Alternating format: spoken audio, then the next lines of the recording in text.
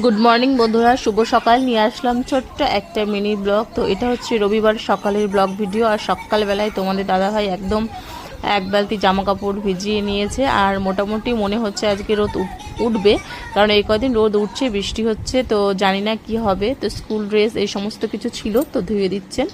আর আজকে তো স্কুল বন্ধ, তার জন্য সমস্ত কিছু ধুয়ে দিতে হবে। কালকে থেকে আবার স্কুল আছে, পরীক্ষা আছে। তো দেখো আবহাওয়াটা কি সুন্দর। আর এই দেখো আমাদের কলা গাছে একটা মানে মোচা থেকে কলা এসেছে, তো সেটাই তোমাদের সঙ্গে একটু শেয়ার করছি। কি সুন্দর লাগছে, চারিদিকটা সবুজে সবুজ।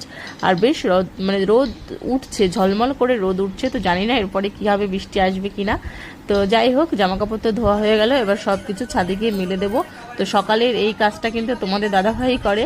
আর চলো আমি রান্নাঘরে যাই, কি করি দেখি। তো তোমাদের দাদাভাই একদম বায়না করলো যে আজকে রবিবার, স্কুল নেই, ছুটির দিন, তাই সকাল সকাল ভাত না করে লুচি করে ফেলো।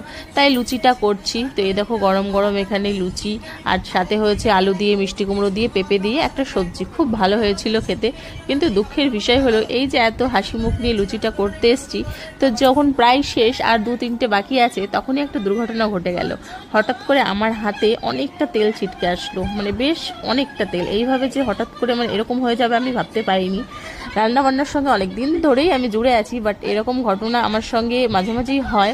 আর একটু অন্যমনস্ক হলেই না এরকম ঘটনা ঘটে যায়। আর আমাদের মেয়েদের সঙ্গে এরকম হতেই থাকে রান্নাঘরে। কিন্তু সেদিন বেশ মানে অনেকটা আমার পড়ে গেল হাত।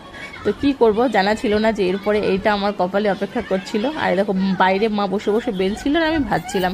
একটু অন্যমনস্ক হতেই না আমার হাতে একদম তেল ছিটকে আসে আর হাতটা একদম পুড়ে যায়, অনেকটাই ব্যথা পাই। তো যাই হোক,